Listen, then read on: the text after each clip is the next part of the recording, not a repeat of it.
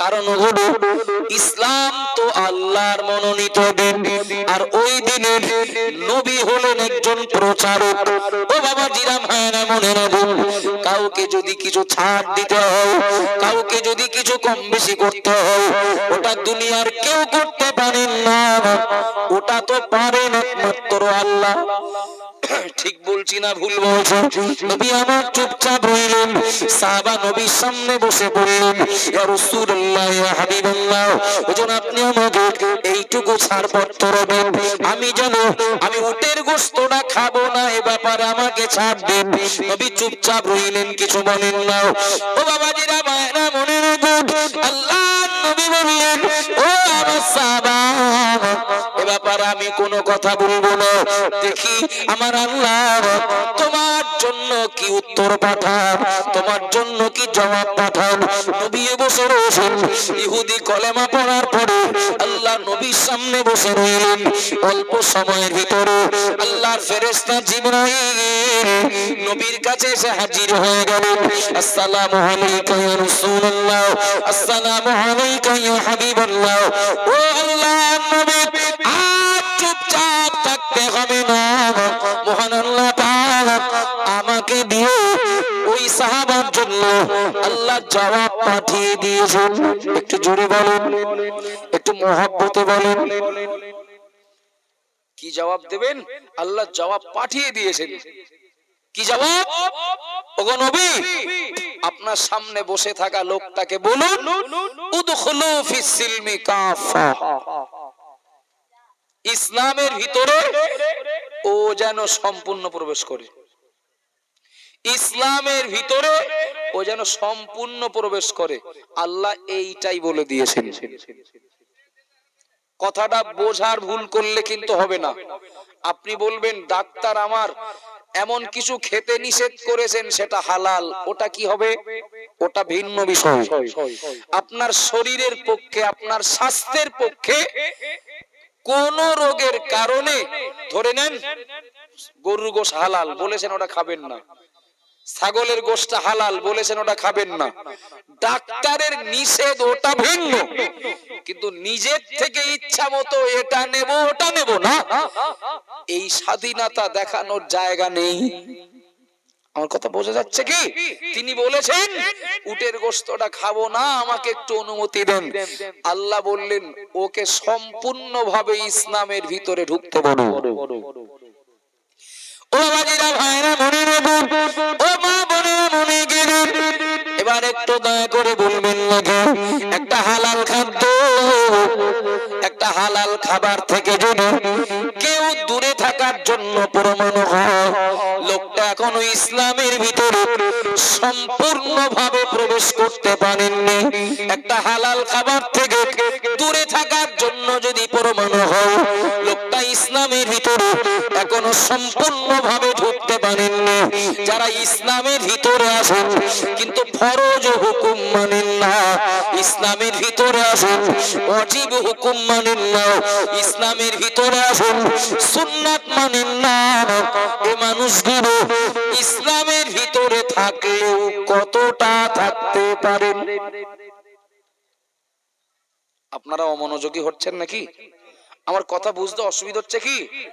একটা হালাল খাদ্য থেকে দূরে থাকার জন্য যদি প্রমাণ হয় যে লোকটা এখনো ইসলামের ভিতরে সম্পূর্ণ ঢুকতে পারেনি, যারা ইসলামের ভিতরে কিন্তু ফরজ হুকুম মানে না, ফরজ হুকুম কি জানি না, ফরজ হুকুম কি জানি না, ইসলামের ভিতরে আসেন কিন্তু নামাজ পড়েন না, এটা আল্লাহর হুকুম।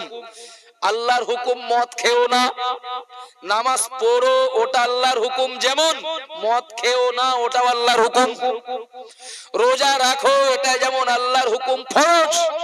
লটারি কেটো না, এটাও আল্লাহর হুকুম।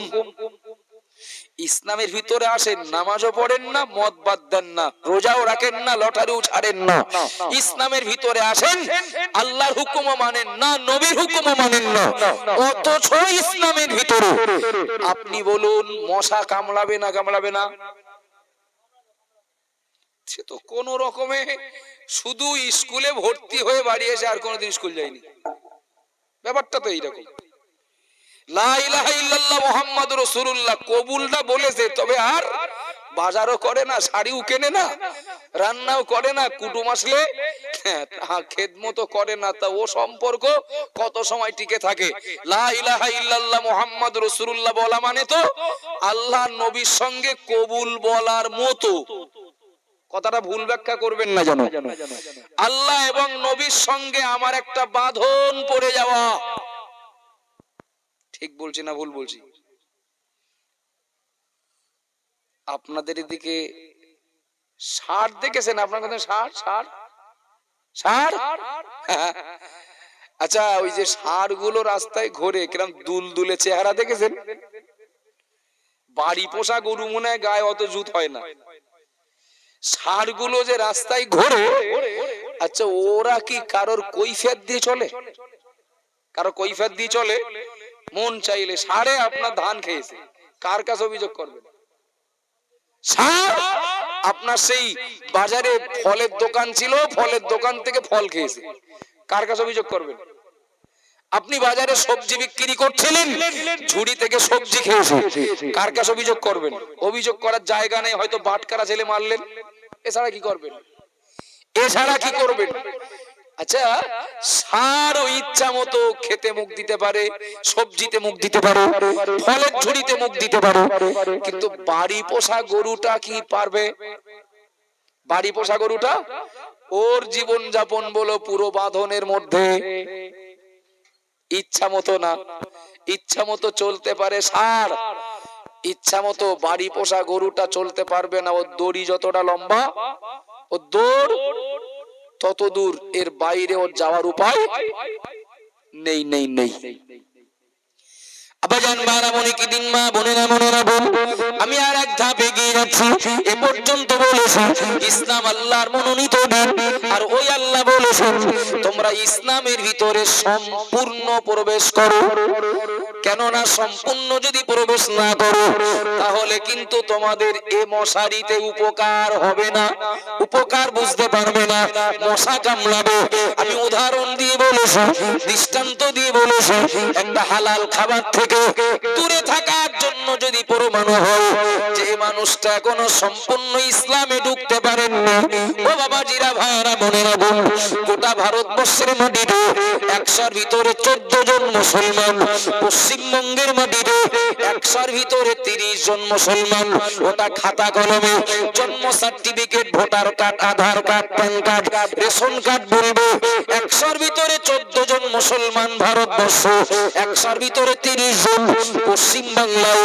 কিন্তু দয়া করে বলবেন নাকি একজন মুসলমানের ভিতরে যে গুণ, যে বৈশিষ্ট্য থাকার দরকার, এই গুণ বৈশিষ্ট্যের নিরিখে যদি মুসলমান খোঁজা হয়, যদি মুসলমান চিহ্নিত করা হয়, সে জায়গাটায় তো পরিমাণে সংখ্যায় অনেক কমে আসবে। ঠিক বলছি না ভুল বলছি? একটু কথা বলেন না বাবা। সংখ্যায় তো অনেক কমে আসবে, সংখ্যায় তো অনেক কমে আসবে। আজকে যে জমিতে জলসা হচ্ছে, এই জমির একজন মালিক আছেন না নেই? আছেন তো? এই জমির মালিক আমার এই বাবাজি ধরে নেন, কিন্তু এই জমির কোনো কাগজপত্র নেই। জমিটা আমার এই বাবাজির, কিন্তু এই জমিটা যে তার এর কোনো প্রমাণ নেই, এর কোনো কাগজপত্র নেই। আচ্ছা, এই জমি থাকবে না হাতছাড়া হয়ে যাওয়ার আশঙ্কা আছে? হাতছাড়া হয়ে যাওয়ার আশঙ্কা থাকবে না? থাকবে না? জমি আমার, জমি আমার, এ প্রমাণ, এ দাবি করলে হবে না, কাগজপত্র লাগবে। আমি বলছি ইসলাম আমার দিন, আমার ধর্ম, আমি ইসলামের, ইসলাম আমার। আমি যখন জমিটা আমার বলে দাবি করছি, তখন যদি কাগজপত্র লাগে, আমি যখন বলবো ইসলাম আমার, আমি ইসলামের, বললেই হবে না, কাগজপত্র কিছু লাগবে? লাগবে না? লাগবে না? আছে তো কাগজপত্র, নেই বললে হবে? শুধু শুক্রবারের দিন নামাজ? মুসলমান অবশ্যই তো কাগজপত্র আছে। কিছু মুসলমান আছেন রমজানের চাঁদ উঠবে, 5 কাতারে জায়গা নেবে, 11 মাস যারা মসজিদটা আবাদ রেখেছেন রমজান মাসে তাদের কোনো যেন দাম নেই। পুরো 1 মাস শীতকাল, গরমকাল, বর্ষাকাল, আমফান, আয়লা, সুনামি সব উপেক্ষা করে যারা মসজিদটাকে আবাদ রাখে রমজান মাসে তারা যেন খানিকটা অনুপ্রবেশকারীর মতো হয়, মানে পিছন দিক বসলে ভালো হয়। এই 11 মাস আসেনি যারা, তারাই তো 1 মাস রাজত্ব চালাবে। ইফতার কে দেবে ওরাই ঠিক করবে, ইমাম সাহেব কার বাড়ি খাবে ওরাই ঠিক করবে। কথা বলে ঠিক বলছি না ভুল বলছি? ঠিক কিছু মুসল্লি আসে বলে ইমাম সাহেব বলো আর সহ্য করা গেল না, এইবার হলো বেঁধে যায়।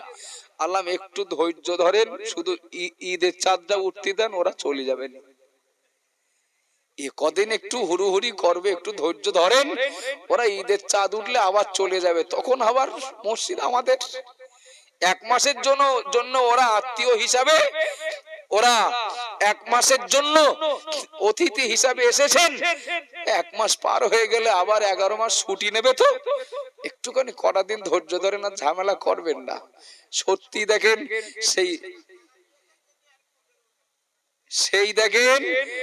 সেই রমজানের আগে মসজিদ যা ছিল, আপনাদের নাই 12 মাস একরকম থাকে নাকি? সেই রমজানের আগে মসজিদ যা ছিল, ঈদের চাঁদ ওঠার 1 সপ্তাহ 10 দিন 15 দিন কিছুটা আসলে আশঙ্কা চলে গেলে ব্রেন স্ট্রোক মতো হবে। সেই জন্য আস্তে আস্তে যাবে, আস্তে আস্তে পুরো দিন 15-র ভিতরে মোটামুটি পরিস্থিতি স্বাভাবিক জায়গায় এসে যাবে। আমরা মুসলমান, অবশ্যই কাগজপত্র আসে, তো 5 ওয়াক্ত পড়ি না, তাই কি জুমার নামাজটা তো পড়ি। আমরা সারা বছর মসজিদে না গেলেও কিছু কেউ তো আসি, রমজান মাসটা তো যাই, অন্তত আর নামাজ না পড়লেও 2টো ঈদের নামাজ তো পড়ি। আর কোন প্রমাণ যদি নাও থাকে কুরবানি তো করি। রাগ করছেন নাকি আমার কথাই? একটু দয়া করে বলবেন, এই এনআরসির হাওয়া উঠেছিল যখন, এনআরসি মসজিদ ইমাম সাহেব বক্তব্য রাখছেন, স্টেজে মাওলানা সাহেব বক্তব্য রাখছেন, আসুন ইসলামের ভিতরে এগুলো করুন, এগুলো করবেন না, এগুলো নেন, এগুলো নেবেন না, এগুলো বলেন, এগুলো বলবেন না, বলে বলে বলে বলে ইমাম সাহেব, হাফেজ সাহেব, মাওলানা সাহেব, বক্তা সাহেব, হুজুর সাহেব, পীর সাহেব মুখ ব্যথা হয়ে গেল। অথচ সেই যেখানকার পানি সেই জায়গায় আসে, অথচ একটা উড়ন্ত আওয়াজ, রাজ্য সরকার বলছে এনআরসি করতে দেব না। মুখের কথা হোক আর অন্তরের হোক, ওটা পরের কথা।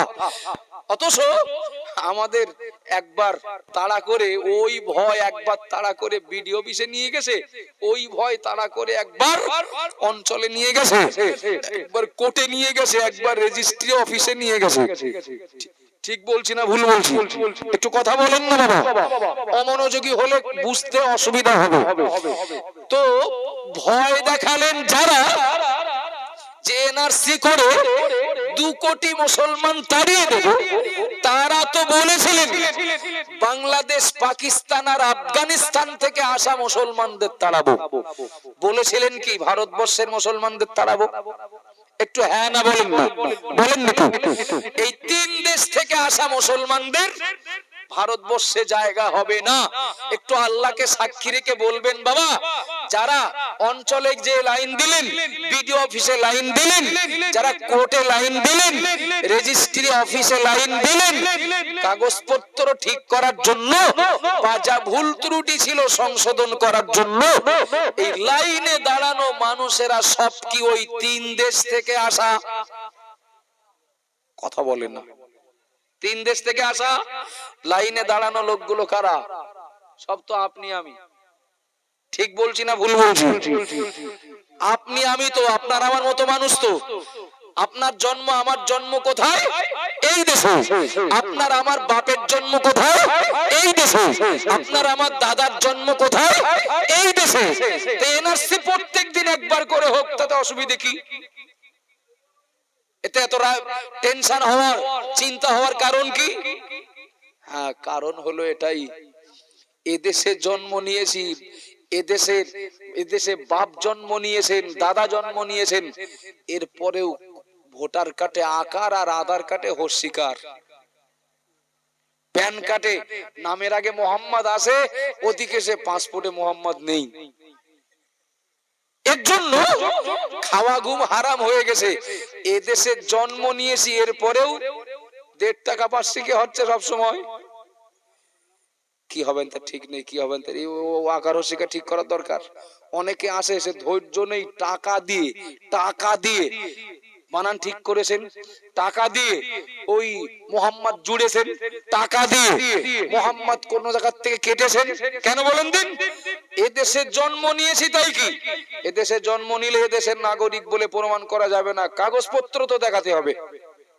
আর যেই কাগজপত্র দেখাতে যাব এক একটা যদি এক এক রকম হয়, যদি ধরা পড়ে যায়। আবাজান বারামণি কি দিন মা বোনেরা বোনেরা বোন, আপনারা কেউ আমার শত্রু নন। আমি কাউকে কষ্ট দেওয়ার জন্য বলছি না, একটু বোঝানোর জন্য বলছি। বাবা একটু দয়া করে বলুন, এই দেশে আমার জন্ম, এই দেশে আমার আব্বার জন্য, এই দেশে আমার দাদার জন্ম, এরপরেও খাওয়া ঘুম হারাম হয়ে গেল। কাগজপত্র যদি ঠিকঠাক না থাকে, হাত ধরে হয়তো ডিটেনশন ক্যাম্পে পাঠাবে। এদেশে জন্ম নিয়েছে, এদেশে জন্মালে এদেশের নাগরিক বলে প্রমাণ করা যাবে না যদি কাগজপত্র ঠিকঠাক দেখানো না যায়। ও বাবা জিরা ভাইরা মনেরা বোন, এটা যদি বুঝতে পারি তাহলে এটা কেন বুঝবো না? মুসলমান ঘরে জন্মালে একজন মুসলমান হওয়া যায় না। মুসলমান বলে প্রমাণ করতে গেলে কিছু প্রুফ লাগে, কিছু কাগজপত্র লাগে, কিছু প্রমাণ লাগে, কিছু মনে নেন না বাবা। আমি এতগুলো মিডিয়ার সামনে আমি দায়িত্ব নিয়ে বলছি, গোটা পশ্চিমবঙ্গের মধ্যে 100-র ভিতরে 30 জন মুসলমান। ওটা খাতা কলমে, ওটা জনগণনার রিপোর্টে হতে পারে, কিন্তু কাগজপত্র বা প্রমাণ প্রুফের নিরিখে যদি মুসলমান খোঁজা হয়, 100-র ভিতরে 5 জন পাওয়া কষ্টকর হয়ে যাবে। ঠিক বলছি না ভুল বলছি? আবার ওই একই কথা আমার, ইসলাম আল্লাহর মনোনীত দিন। এই দিনটাকে গ্রহণ করে কেউ জাহান্নামে যাক, এই দিনটাকে গ্রহণ করে কেউ দুনিয়াতে মার খাক, এটা আল্লাহ পছন্দ করেন না, এটা আল্লাহ চান না। তাই বলেছেন মশার কামড় খাবে না, স্বস্তিতে ঘুমাবে, মশারির ভিতরে সম্পূর্ণ ঢোকো। আচ্ছা একটু বলবেন বাবা, ইসলাম নামীয় এ মশারিতে সম্পূর্ণ ঢুকেছিলেন যারা, তারা নিরাপদে ছিলেন না ছিলেন না? একটু কথা বলেন বাপ, নিরাপদে ছিলেন না ছিলেন না? ছিলেন। প্রমাণ কতটা নেবেন? প্রমাণ সারা রাত ধরে দেওয়া যাবে, সারা রাত ধরে দেওয়া যাবে। হাজী ইমদাদুল্লাহ মহাজেরে মক্কি হুজুরের নাম শোনা আছে কি? আলেমেরা বলতে পারবেন ভালো, সাধারণ মানুষ যারা আছেন আপনারা হয়তো কখনো নাম শুনেছেন, মনে নেই, এখন বলছি মনে পড়বে। হাজী ইমদাদুল্লাহ মহাজেরে মক্কি, তিনি জবরদস্ত একজন আল্লাহর ওলি। আরো পরিচয় নেন মাওলানা আশরাফ আলী থানভী, রশিদ আহমদ গঙ্গোহী, ইয়াকুব নানুতুবি, কাসেম নানুতুবি, দেওবন্দি ওলামাদের যারা ঊর্ধ্বতন গুরু যারা, এদের যিনি পীর ছিলেন নাম তার হাজী ইমদাদুল্লাহ মহাজেরে মক্কি। ছোট্ট করে জাস্ট শুধুমাত্র আত্মিক তৃপ্তির জন্য দৃষ্টান্তটা নিয়ে রাখুন। অবশ্যই ইসলামের হুকুম আহকাম গুলোর প্রতি আমাদের মন মানার ব্যাপারে উদার হবে। আবাজান বারামণি কি দিন মা বোনেরা বোনেরা বোন, হাজী ইমদাদুল্লাহ মহাজেরে মক্কি রহমাতুল্লাহ আলাইহি, তিনিও একজন মুসলমান, আমিও একজন মুসলমান, আপনি একজন মুসলমান। হাজী ইমদাদুল্লাহ মহাজেরে মক্কি রহমাতুল্লাহ আলাইহি, তিনি যে যুগের মানুষ ছিলেন, তিনি যে পিরিয়ডের মানুষ ছিলেন, ওই যুগে ওই পিরিয়ডে তৎকালীন জামানা সরকার ইসলামের উপরে আপত্তিকর কিছু মন্তব্য করেন, ইসলামের বিরুদ্ধে আপত্তিকর কিছু সমালোচনা করেন। হাজী ইমদাদুল্লাহ মহাজেরে মক্কি রহমাতুল্লাহ আলাইহি, তিনি ইসলামের পক্ষে থাকার কারণে তিনি সরকারের ইসলাম বিরোধী মন্তব্যের জবাব দেন। শুনছেন নাকি আমার কথা?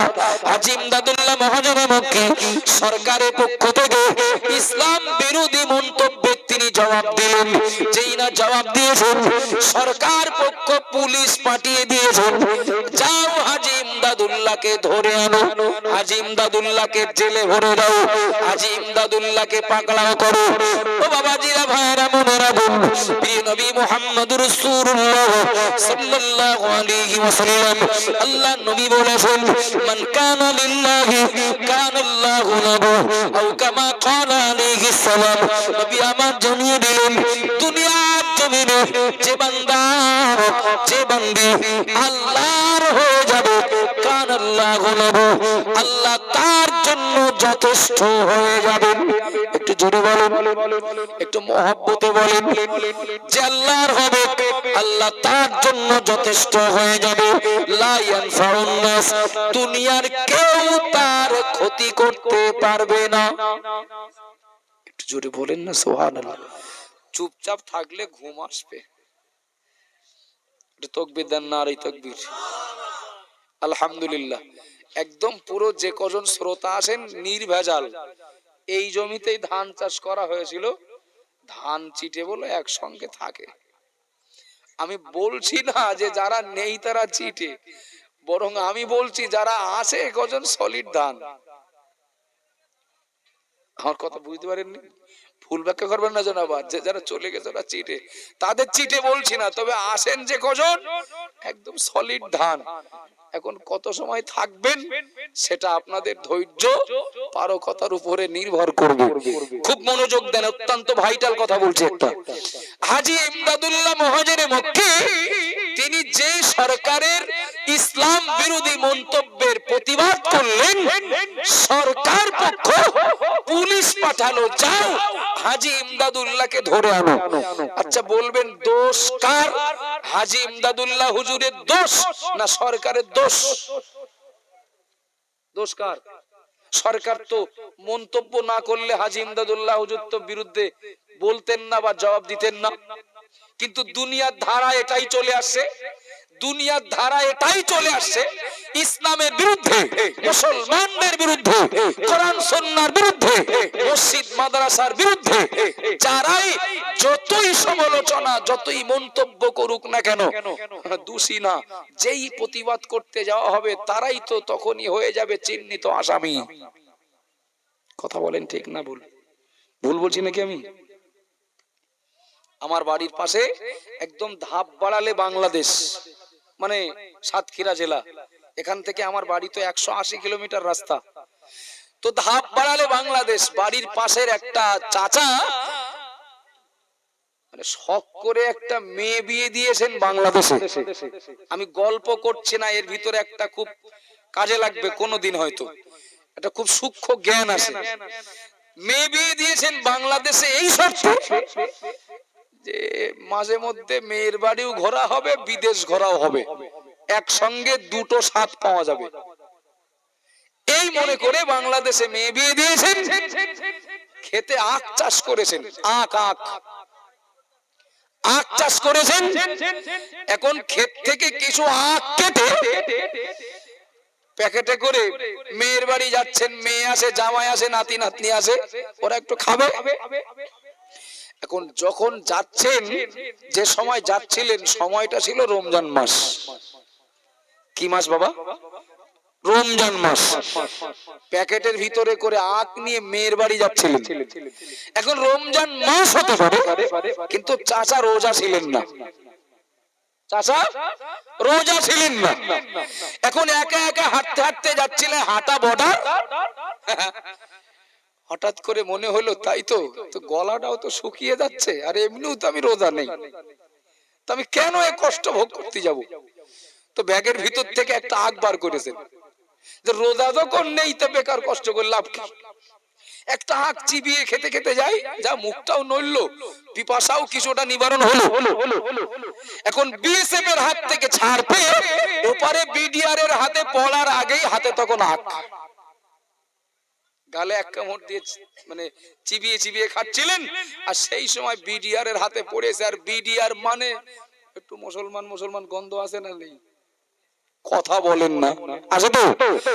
বিডিআর চাচার ধরেছে একদম, মানে সেই জমের ধরা ধরা বলে। তোমার তো সাহস কম না তো? তুমি 90% প্লাস মুসলমানের বাস যে বাংলাদেশে, সেই বাংলাদেশে তুমি রমজান মাসে দিনের বেলা আখ খাচ্ছ। তোমার তো সাহস কম না? চাচার ফুরন মার মেরেছে, মানে যত সময় পেরেছে বিডিআর মেরেছে। মারার পরে মানে দাঁড়াও, বাংলাদেশে রোজার মাসে আখ খাওয়ার শাস্তি যে কি, কত বড় অপরাধ করলে তুমি কি আপনি?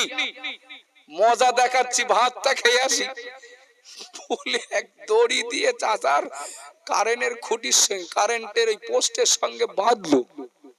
ভাত খেয়ে আসি, মজা দেখাচ্ছি, বাংলাদেশে রোজার মাসে আখ খাওয়া স্বাদ মিটিয়ে দেবো।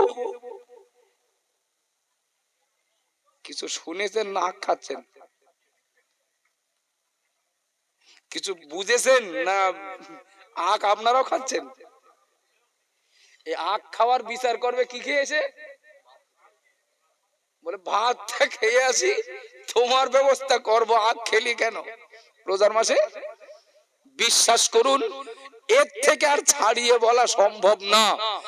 যারা বিচারকের আসনে বসে সব ভাত খাওয়া পার্টি আর বিচার করে আখ খাওয়া আসামিদের।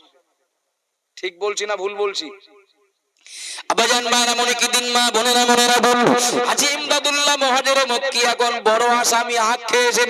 কেন প্রতিবাদ করতে গেলেন? যাও হাজী সাহেবকে ধরে আনো। হাজী সাহেবকে ধরার জন্য পুলিশ প্রশাসন তল্লাশি চালাচ্ছেন, খুঁজে বেড়াচ্ছেন। এই সংবাদ হাজী ইমদাদুল্লাহ মুহাজিরে মক্কি শুনতে পেলেন। হাজী ইমদাদুল্লাহ হুজুর সিদ্ধান্ত নিলেন, এই সময় আমি যদি একা একা বুক ফুলিয়ে ঘুরে বেড়াই, ওরা আমাকে ধরতে আসবে, আর আমার ভক্ত মুরিদ যারা, তারা ওদের হাত থেকে ছাড়ানোর চেষ্টা করবে আমাকে। তাই হবে তো? এক্ষুনি যদি রুহুল আমিন ভাইজানকে কেউ যদি তুলে নিয়ে যায়, তা ভক্তরা কি বাড়ি নাকে তেল দিয়ে ঘুমাবে? আবাজান মারা মনে কি দিন মা বোনেরা মনেরা বল, হাজী ইমদাদুল্লাহ হুজুর বললেন, আমি যদি খোলামেলা স্বাধীনভাবে বেড়াই, ওরা আমাকে ধরতে আসবে আর আমার ভক্তরা ছাড়াতে যাবে। পুলিশের সঙ্গে ধস্তাধস্তি হবে, গুলি হবে, বোম মারামারি হবে, আরো কত বিশৃঙ্খল পরিবেশ তৈরি হতে পারে। পরিস্থিতিটা একটু স্বাভাবিক হোক, আমি কয়েকদিনের জন্য নিজেকে একটু আত্মগোপন করি, যেন মারপিটের জায়গায় না যাও, রক্তারক্তির জায়গায় না যাও, ঝামেলার জায়গায় যেন না যাও। এই না মনে করো, ভালো উদ্দেশ্য নিয়ে পরিস্থিতি শান্ত রাখার জন্য হাজী ইমদাদুল্লাহ মুহাজিরে মক্কি একজন মুরিদের বাড়িতে চলে গেলেন, একজন ভক্তর বাড়িতে চলে গেলেন। ওগো আমার মুরিদ, আমি সিদ্ধান্ত নিয়েছি, আমি কয়েকদিন তোমার বাড়ি একটু থাকবো, তুমি পারমিশন দেবে নাকি? ভক্ত বলছে, হুজুর আপনি আমার বাড়িতে থাকবেন, এটা তো আমার জন্য বিরাট আনন্দ। আপনাকে দাওয়াত করে পাওয়া যায় না, আর আপনি আমার বাড়িতে এমনিতে থাকতে চাইছেন, এটা আমার জন্য তো বিরাট খুশির বিষয়। ও আমার পীর, ও আমার মুর্শিদ হাজী ইমদাদুল্লাহ, আপনার জন্য এই ঘরটা ছেড়ে দিলাম, এখানে আপনি থেকে যান, কেউ আপনার ঘরে যাবে না, কেউ আপনাকে ডিস্টার্ব করবে না, আপনার যতদিন দরকার আপনি এই ঘরে থেকে যান, সময় মতো আপনার খাবার পৌঁছে যাবে, আপনার যা প্রয়োজন, আপনার প্রয়োজন মেটানোর জন্য আমি আপনার খাদেম হয়ে থাকবো। ও বাবাজিরা, ভাইরা, মনেরা বল, হাজী ইমদাদুল্লাহর মুরিদ পীর সাহেবকে জায়গা দিয়ে দিলেন, হুজুর এই ঘরে আপনি থেকে যান যতদিন চান। হাজী ইমদাদুল্লাহ হুজুর যে ঘরের ভিতরে, যে গ্রামে, যে মুরিদের ঘরের ভিতরে, ওই গ্রামেই একজন সরকারি চাকরিজীবী ছিলেন। সেই লোকটা পুলিশের কাছে ইনফরমেশন দিয়েছেন, পুলিশের সঙ্গে বলে দিয়েছেন, আপনারা যে হাজী ইমদাদুল্লাহকে খুঁজে বেড়াচ্ছেন, ওই হাজী ইমদাদুল্লাহ আমাদের গ্রামে অমুক লোকের বাড়ি আছেন। খুঁজে বার করা আর খোঁজ দেওয়া দুটো এক। খুঁজে খুঁজে কোথায় পাবেন সময় লাগবে, আর ডাইরেক্ট ঠিকানা দিয়ে দেওয়া, অমুকের বাড়ি আছে হাজী ইমদাদুল্লাহ। ও বাবাজিরা, ভাইরা, মনে গেলে বলতে গেলে যখন যেন গায়ের লোম শিউরে ওঠে। আমরা মুসলমান, হাজী ইমদাদুল্লাহ মহাজন মক্কি, তারও পরিচয় ছিল একই। ও বাবা জিরা ভাইরা মনে রাখুন, হাজী ইমদাদুল্লাহ মহাজন মক্কি যে বাড়ি, বিরাট পুলিশ বাহিনী ওই বাড়ি প্রবেশ করলেন। ওই বাড়ি পৌঁছে গেলেন, বাড়িওয়ালাকে ডাকলেন, বাড়িওয়ালাকে এক এক করে জিজ্ঞাসা করতে লাগলেন, এ বাড়ি কে কে আসে, কারা কারা আসেন। হাজী ইমদাদুল্লাহর মুরিদ সব ঘরের বিবরণ দিলেন। এ ঘরে আমার আব্বা মা থাকেন, এ ঘরে আমরা স্বামী স্ত্রী থাকি, এ ঘরে আমার ছেলে মেয়ে থাকে। কিন্তু হাজী ইমদাদুল্লাহ হুজুর যে ঘরে আছেন ওই ঘরটা বাদ দিয়ে বলেছেন। পুলিশ অফিসার জিজ্ঞাসা করছেন, এই ঘরটাই? যেই জিজ্ঞাসা করেছেন, হাজী ইমদাদুল্লাহর মুরিদ দরজার সামনে অজ্ঞান হয়ে পড়ে গেছেন। কেন পড়ে গেছেন? এতটা ব্রেনে প্রেসার, এতটা মানসিক চাপে, যদি বলি কেউ নেই তো ঢুকলে তো পেয়ে যাবেন, তাহলে এক হুজুরও ধরা পড়বেন আর মিথ্যা কথা বলার জন্য আমার শাস্তি পেতে হবে। আর যদি বলি হুজুর আছেন, তা হুজুরকে দেখিয়ে দেওয়া হবে। আমার কথা বুঝতে পারছেন বাবা? যদি বলি হুজুর নেই, ঢুকলে পেয়ে যাবেন, আমি মিথ্যাবাদী হওয়ার জন্য আমাকেও ধরা হবে। কি বলবো, আছে বললেও সমস্যা, নেই বললেও সমস্যা। হঠাৎ এতটা মানসিক চাপে পড়ে গেছেন, দরজার সামনে অজ্ঞান হয়ে পড়ে গেছে। সন্দেহ বাড়বে না কমবে? পুলিশের সন্দেহ বাড়বে না কমবে বাবা? বাড়বে। তো বেড়েই গেল। ও বাবাজিরা ভাইরা মনে গেলে হাজী ইমদাদুল্লাহ হুজুর ঘরের ভিতরে, মুরিদ তখন অজ্ঞান হয়ে দরজার সামনে। পুলিশ অফিসার পুলিশ বাহিনী নিয়ে ঘরের ভিতরে প্রবেশ করলেন। গোটা ঘর চিরুনি তল্লাশি চালিয়ে কাউকে খুঁজে না পেয়ে অপমান হয়ে পুলিশ বাহিনী ফিরে চলে গেলেন। একটু জোরে বলেন, একটু মহব্বতে বলবেন না? ও বাবাজিরা ভাইরা মনে রাখুন, হাজী ইমদাদুল্লাহ হুজুর ঘরের ভিতরে যে ঘরের ভিতরে, ওই ঘরে পুলিশ তার বিরাট বাহিনী নিয়ে প্রবেশ করে চিরুনি তল্লাশি চালিয়ে কাউকে খুঁজে না পেয়ে অপমান হয়ে ফিরে চলে গেলেন। শুধু গেলেন তাই না, বরং যে লোকটা ঠিকানা দিয়েছিলেন আমাদের গ্রামে অমুক লোকের বাড়ি হাজী ইমদাদুল্লাহ হুজুর আছেন, এই ভুল ঠিকানা দেওয়ার জন্য তাকে চাকরি থেকে সাসপেন্ড করা হয়। কেন মিথ্যা কথা বলে হয়রানি দেওয়া হলো?